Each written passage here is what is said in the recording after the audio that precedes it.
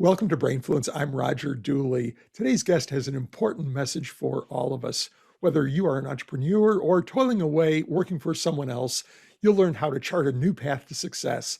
Jeff Gothelf is the co-author of Sense and Respond and Lean UX. His latest book, a solo effort, is Forever Employable: How to Stop Looking for Work and Let Your Next Job Find You. We're in a time of great change, and Jeff will show us how to practice continuous learning, improvement, experimentation, and agility to develop as individuals and build our career, or like Jeff himself, our business. Welcome to the show, Jeff. Thank you so much, Roger. Pleasure to be here. Thanks for having me on.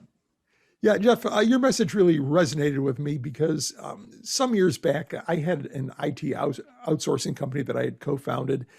And when I was interviewing people, we interviewed a lot of people because we were always trying to find people to meet particular client needs. Many would ask about job security. You know, what kind of job security does your company offer? And in our space in the IT business, that wasn't really a thing that I could promise because technology is changing, client needs vary, and to tell somebody that they're going to definitely have a job in 2 years or 3 years or some time period like that just wasn't practical or ethical or truthful. But what I did try and promise them, and I did tell them, was that they would have employability security.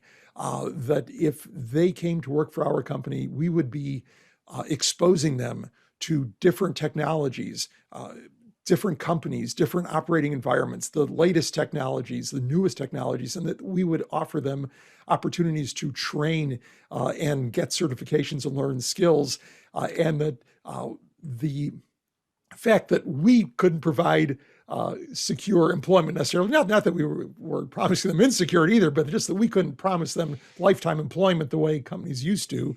But we could promise them that if they ever wanted to leave or for some reason had to leave the company, that they would be highly employable, more employable than when they joined us. So to me, your message of being forever employable really resonates. Tell me about what that means to you. Yeah, look, so I think you're right. Look, job security that's dependent on other people it's going extinct, and I think that's a risk that a lot of folks are unfortunately realized during the pandemic over the last year. This idea that the company will be loyal to me if I'm loyal to the company, and the reality is when the going gets tough, you're going to get thrown out if that's what it takes to keep the company afloat. And so for me, Forever Employability Forever Employable, the book, is about achieving the state of forever employability, where you shift the dynamic of career development and progression and even job hunting to some extent, right? So normally you are the one who goes out and you have to pursue your next opportunity, whether it's by choice or whether it's involuntary. You're the one chasing jobs. What if we could change the dynamic? What if we could flip it 180 degrees and create a situation where you function like a magnet for jobs, for opportunities, right? How do we create that situation where you are continuously attracting new ways of interacting with people, sometimes for employment, sometimes in other ways, so that no matter what happens, whether it's a pandemic, whether it's a merger or an acquisition or some kind of turmoil in the marketplace or geopolitical instability, right? No matter what happens, there's always an inbound flow of stuff coming your way that you can then use to kind of take the next career step from there. And it's a hugely empowering feeling when you can achieve that state. Mm-hmm. Yeah, well, you reached sort of a crisis point in your own career where you said that you were overpaid, but you would be overpaid but unemployable if you stuck with your current path. And to me, that really kind of resonated because certainly in some professions, I think the one that comes to my mind is the legal profession. Attorneys often get to a point where they are very highly compensated, especially if they reach partner in a firm, a bigger firm. They are making really a huge amount of money, but they have no other career options. There is no career that they could shift to that would pay them anything close to that. And often they reach that point in their career and they don't like it. Now, obviously, there are a lot of attorneys who really like the profession, having a great time and enjoy the money and make good use of it and so on. But, that is something that can happen in any profession where you achieve a certain point in that profession where you can't easily change careers without suddenly altering your lifestyle in a major way. Now you've got the mortgage payments, you've got the kids in private schools, you've got this and that. I remember Tom Wolfe's Bonfire of the Vanities, the guy who was an investment banker, it kind of went down the list of, even though he was making seven figures, how basically he was broke with all of the ongoing expenses that were lifestyle related. And so, this is something that you don't have to be in that seven-figure range or even be a high-paid attorney to reach that point, I think. And something to think about, particularly when people are earlier in their career, when they can easily make that change before they've got massive fixed expenses that, they simply can't change. Yeah, it's look, I mean, the reality for me now, while I certainly wasn't making seven figures, the reality for me was, as I was progressing through a tech career, and the tech career was design initially.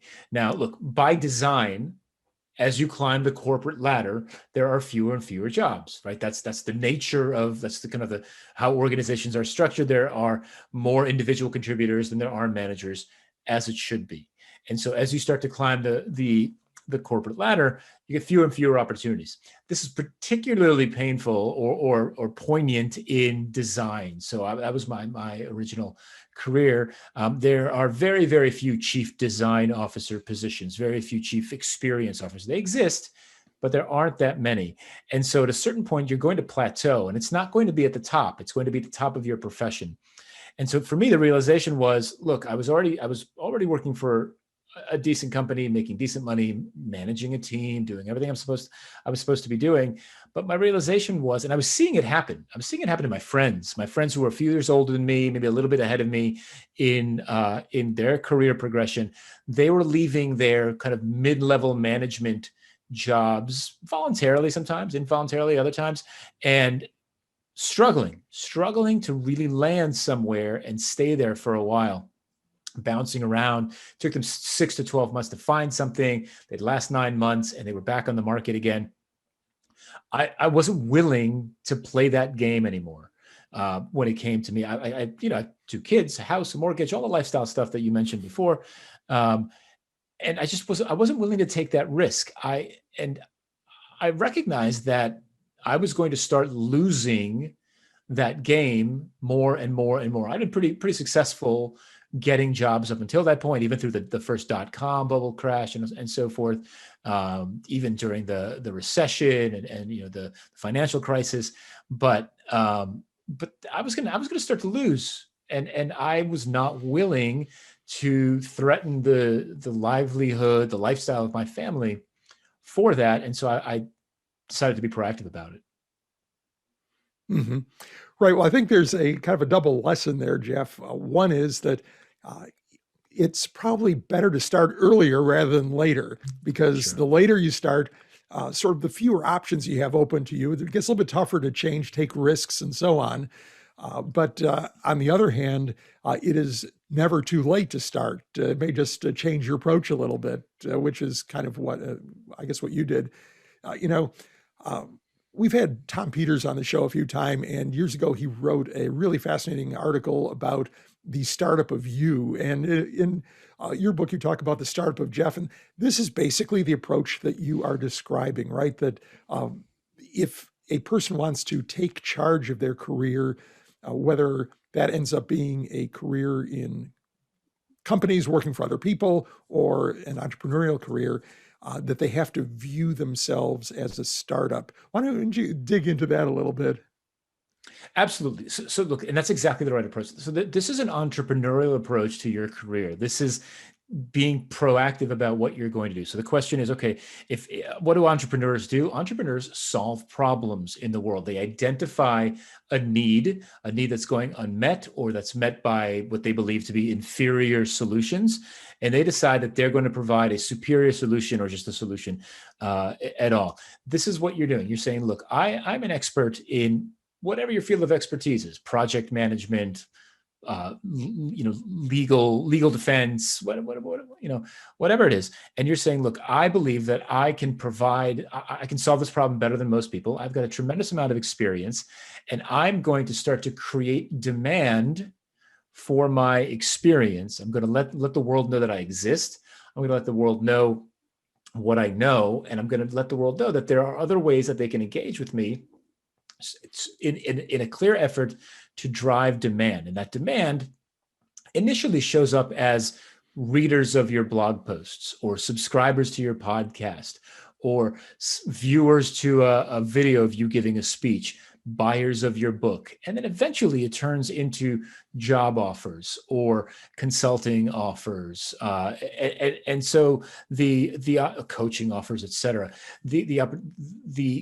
The interesting thing here is that finding your way to the correct combination of target audience, content, format, channel, etc., it's a game of experimentation, of test and learn, of hypothesizing, running some experiments and seeing what happened.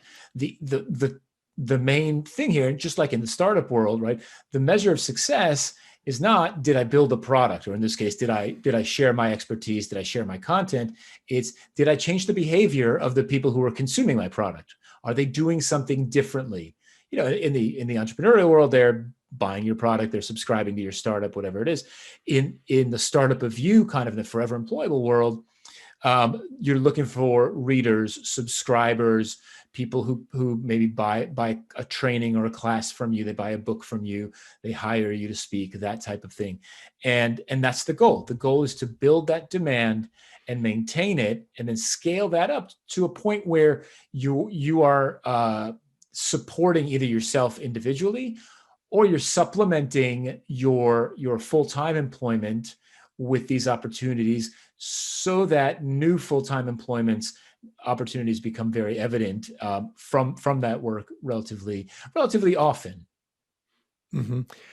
So how does a regular person, quote unquote, get going in this? Because, I imagine many of our listeners are thinking, well, yeah, that sounds really good, but I am a marketing practitioner in a big company, maybe a low-level manager, maybe a director, but maybe just somebody who started working for the company a couple of years ago and haven't gotten my first promotion yet. Who wants to listen to me? I don't. I'm not Seth Godin or any of the other famous people. How does a person like that sort of transition to thinking of themselves as having insights, because everybody actually has insights that are unique to them, but how do you sort of get over that initial hurdle? So look, I believe everybody's got a story to share. I believe that obviously if you've been working for a long time, if you're 20, 25, 30 years into your career, or even 15 years into your career, you've got experience and you've got expertise, and you can share that and build off of that. I call that planting a flag in the book. If you're just starting out, and I've talked recently to groups of recent graduates who are 19, 20, 21, 22, they rightfully so were asking, well, Jeff, I haven't done anything. What am I going to talk about? You talk about what you're going through. Hey, you just got out of school. You just got out of some kind of a boot camp program. Terrific. And you're now looking for work. Tell that story. You got a job interview. Tell that story. You got a job. Talk about your first day on the job. In other words, everyone's got stories to tell. You just have to begin to share it. And the amazing thing here is, well, and people will immediately say, well, everything's been said, Jeff. I don't want to add to that noise. How am I, like, even if I do, who's going to pay attention to me? The amazing thing is this: there is infinite appetite for content, infinite. I'm convinced of it. And the story that you have to tell, nobody else can tell. I can't tell your story. You can't tell my story. I know why I made the decisions that I made. I know why I've taken the steps that I've taken. I know the mistakes that I've made and what I've learned from them. So you start from that. You start from the personal. And it's that authenticity that starts to drive readers and subscribers. But I just want to drive this home, because I'm teaching a workshop right now, Becoming Forever Employable workshop, with some folks, and they are going through this process. And one of them is, there's a couple of folks in the class who are saying, listen, who's going to pay attention to me? Is there room for anybody else on the internet, right? Is there room for any more content? I heard this amazing statistic the other day, Roger. 6,600 YouTube channels hit 1 million subscribers in 2020. Nearly 7,000 YouTube channels hit 1 million subscribers. And the number for 500,000 was exponentially larger. It's insane, right? This is what leads me to conclude that there's infinite appetite for content. You just have to be authentic and generous with your content, and the followers and the readers and the subscribers, they come. Mm-hmm. Well, you make the point that there is always a market even for entry-level content, because I think that's for those folks who either haven't done much so far or perceive themselves as not having done much, or even those who have done a lot. They may feel, I don't really have, that sort of Seth Godin. Seth Godin could, jot down 3 sentences on the back of an envelope, and you could probably carve them in stone because they'd be so insightful and well written, where most of us don't have that ability. But, sometimes just showing space through a beginner's eye, like, okay, I don't know that much about this topic, so I will approach it as a beginner and describe what I'm experiencing, what I'm seeing, and then maybe bring in some of these experts. And, and then I look to see what Seth would say about this. And, by doing that, you can create something that is unique to you. And by perhaps mentioning some of the right influencers in your content, eventually maybe they will be interested in you and perhaps share your stuff. That actually does happen. If you mention people and you bring that out, and not in a way that, hey, I wrote this great article, would you please share it for me? Nobody wants to respond to that. But when somebody writes an article about your ideas, then okay, maybe that influencer will decide to share it. Not every time necessarily, but things like that, and making yourself known, being visible, sharing their stuff, building that reciprocity.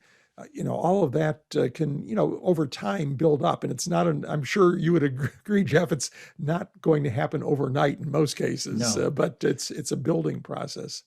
But look, I think your Seth Godin example is really great. You said, hey, Seth Godin can write anything. He gets jot on the back of a napkin and it'll be etched in stone because it's so insightful. He blogs every day, 7,500 blog posts so far, right? You think the first time he wrote a blog post, it would have been etched in stone? No. The 5th time? Nope. The 50th time? Probably not. The 500th time? Maybe. And so there's a rigor there. There's a rigor, there's a practice, there's work that goes into this. Gary Vaynerchuk, another really kind of super successful guy who built a content platform and now a media empire on top of that. He'll be the first person to tell you that when he was making YouTube videos about wine for his family's wine business, he screamed into the ether for a year, right? No one watched any of those videos, right? It took him a couple years before a few folks started to actually pay attention. And that's the key here.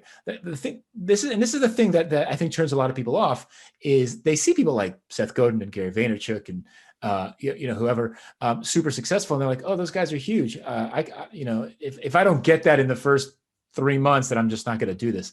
Those guys have been at this forever. Like, they're just out there every day doing the work, consistently producing content on message. Is it all high quality content? It is not. And that's really, really key to remember. This is about quantity, and eventually quality will rise from that. Also, as Vaynerchuk likes to say, quality is in the eye of the reader or the subscriber, right? So you may hate it, but someone else may love it. I can't tell you how many well-crafted blog posts or videos or talks I've put together that have flopped, and then I'll have an epiphanous shower moment, run out and tweet something, and it goes mega viral, right? And so there's no predicting it. And so show up every day and just start writing, just start sharing, just start recording, whatever your preferred format is. But there is a recipe for this, right? The recipe is look, you've got to identify a target audience. You've got to identify a flag. You've got to understand how that target audience likes to consume content. Who do they listen to? Why do they listen to those folks? And then start injecting yourself into those conversations in a way that matches their expectations. And that's a great way to start. hmm Yeah, and I think you can also sort of move your flag, if you will, as you get your content out there. See how what people respond to.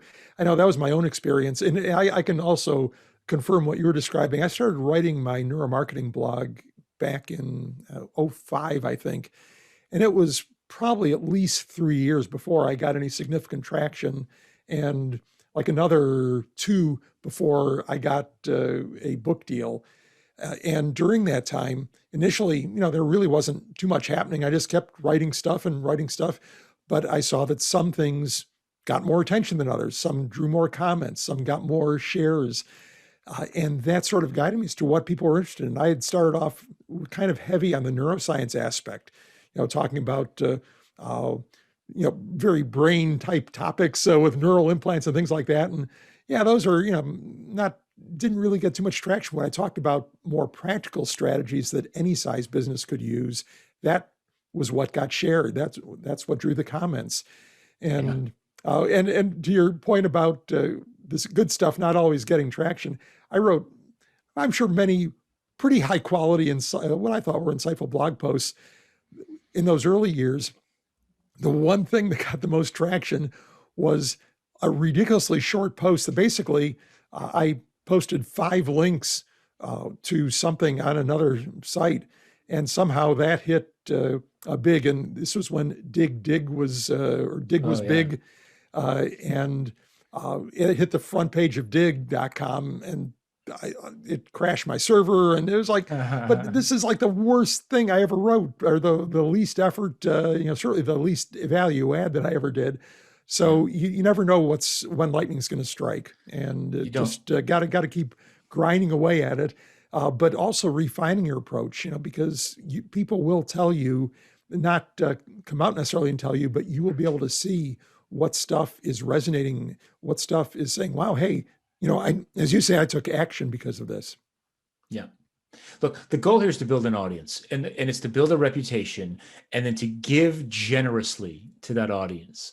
The more generously that you can give, the more comes back to you. I talk about it in the book. I talk about giving it all away. And it's the toughest thing I've had to learn about this.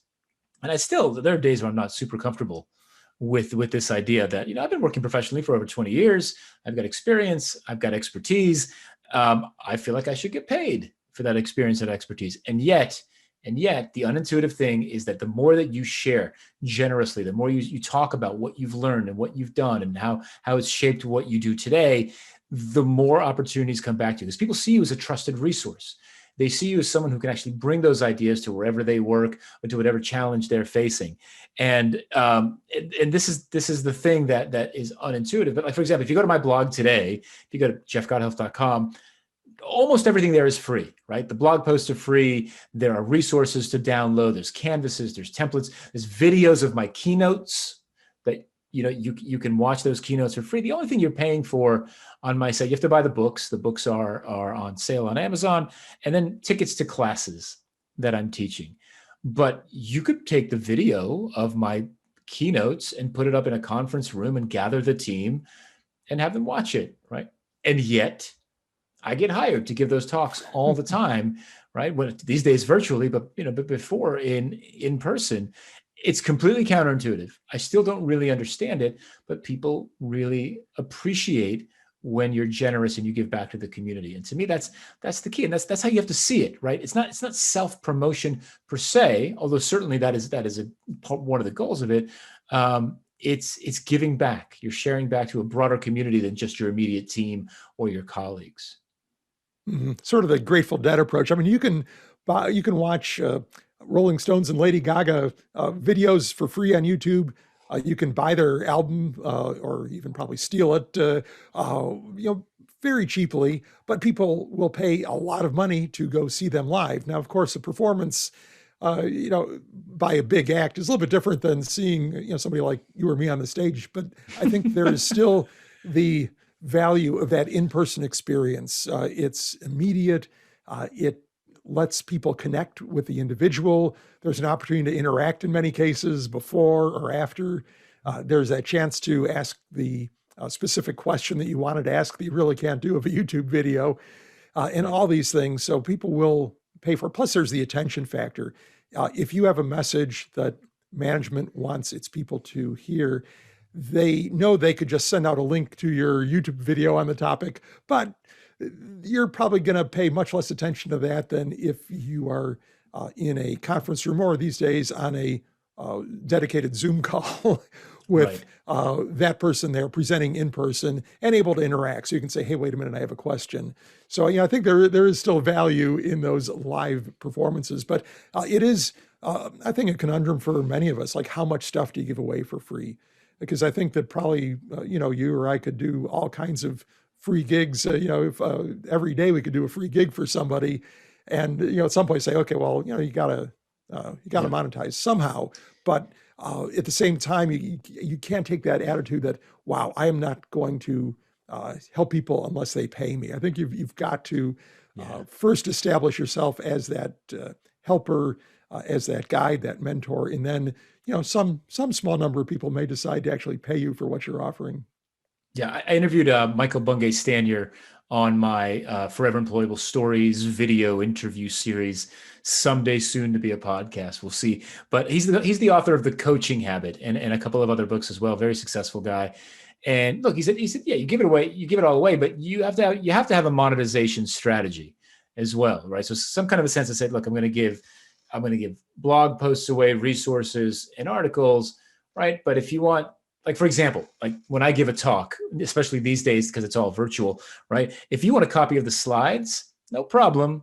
I want your email address, right? So there's a page on my site that you go to, you give me your email address, you tell me which slides you want, and I'll send you the slides, right? So it's and look, that's not money per se, but that grows my email list, right? And the email list is really the source of everything at this point. Like, building that is my number one goal, because that's a direct, it's direct marketing, it's direct line of communication into people's inboxes, and it's proven remarkably effective.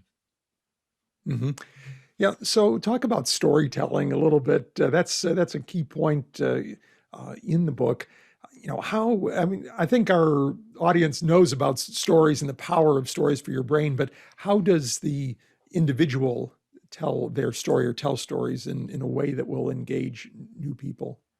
Well, look, so think about the people we've talked about so far, right? Seth Godin, Gary Vaynerchuk, et cetera. Watch these folks give talks. Watch them tell a story. Listen to them. Not only are they smart, right, and well researched, but they're authentic. They're real. They're emotional. They're passionate. They talk about themselves. They talk about others. They share their wins. They share their losses. They share like what we did that didn't work, what we learned from that, how that fits into the bigger storyline that they're trying to tell. That's, like, for me personally, when I talk about storytelling, and especially in the context of kind of giving back my expertise, right? I always present my stories in a humble way, right? So here's the problem we set out to solve, and here's what we tried. And, oh man, that was a disaster. Here's why it was a disaster. I got it totally wrong. But here's what I learned from that. And then we tried it again. And oh my God, that was worse. But we learned from that as well. And then we picked it up. And then here are the 3 things that I learned that you can do when you finish listening to my story, reading my story, whatever it is, to hopefully bypass those 2 mistakes that I made. So I'm sharing authentically. It's always with humility. And for me personally, there's always something practical you can take away from every single thing that I publish. I want you to walk away from every interaction with me, whether it's live or recorded or written, to be like, oh, I learned something. I can try that tomorrow, right? To me, that's hugely, hugely valuable. And I pride myself on that with every interaction. Yeah, I think there's probably a tendency to, if you're trying to promote yourself as an expert, not to show that humility or that vulnerability, to present yourself as, oh, wow, hey, listen, this is my latest success story. I thought that this would work, and by golly, look at these amazing results I got, and kind of conveniently omit those things that led up to that success. But I think not only will it make you more human and more believable, but there's value in those failures too. Like, people want to know what worked. Like, if I saw that you did X and it worked for you, I'd be thinking, well, that's interesting, but I would have probably tried Y first. Maybe I will do that instead, when you did try Y and it actually didn't do very well for you. Yeah. So, Yeah, that's exactly right. And look, and I teach teams this as well when I work with teams, is to say, look, if you're going to try a new way of working, for example, don't disappear into a corner office somewhere and then emerge 3 months later with this amazing new way of working, right? Do this transparently so that the organization sees, well, they tried that, didn't work out for them, but they learned from it and they moved on to this next thing. It increases the value of your work so much more when you're transparent about what worked and what didn't work. And like you said, it humanizes you. And people want real stories, right? They want to root for you, and then eventually, cheer your success. So it's the way to go. mm-hmm. Yeah, pretty early in the book, Jeff, you talk about the importance of setting up a hypothesis, or perhaps more than one hypothesis.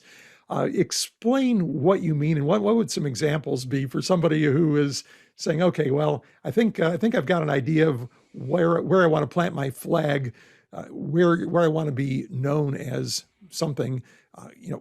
Talk about that hypothesis concept. Absolutely. So this comes directly from my experience developing digital products and services.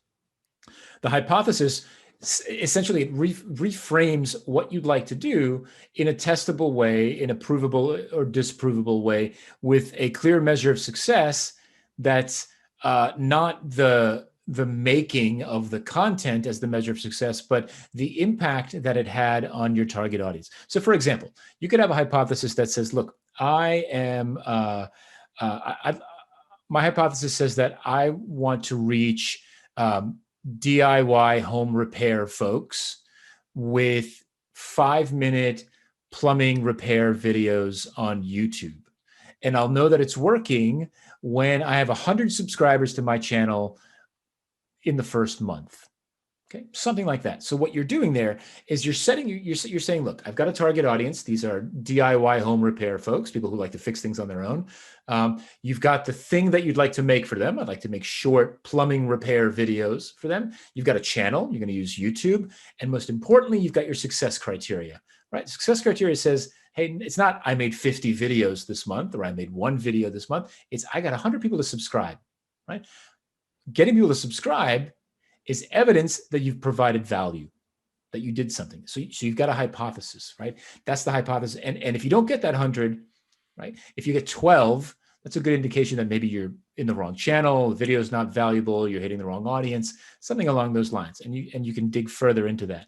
The nice thing about hypotheses is that you can test them.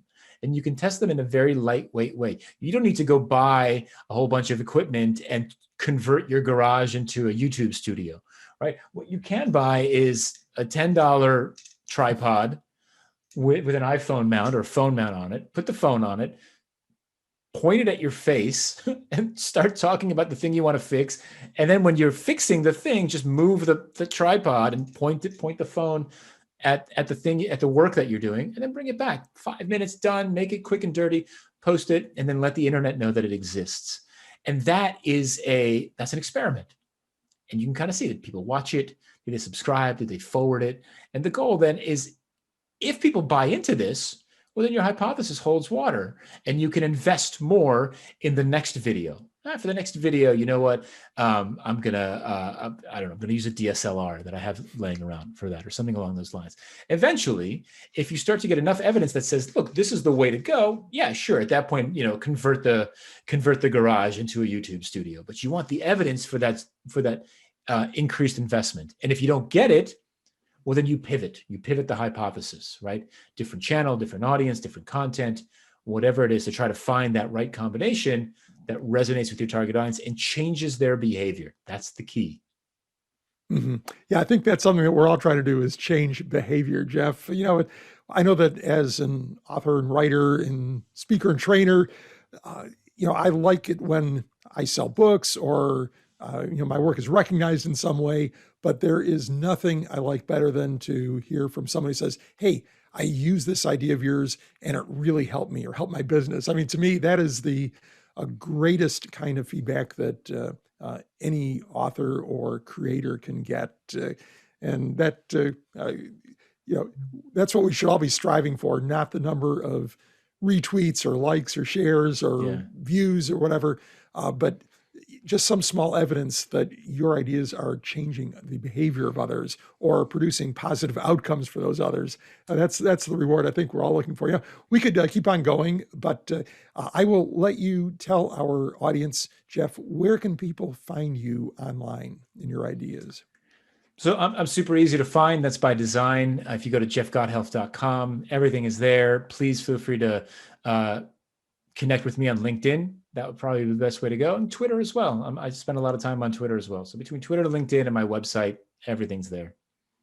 Great. Well, we will link to those places, to Jeff's books, and any other resources we spoke about on the show notes page at rogerdooley.com/podcast. And we'll have text and audio and video versions of this conversation there too. Jeff, thanks for being on the show. Thank you, Roger. Thanks so much for having me.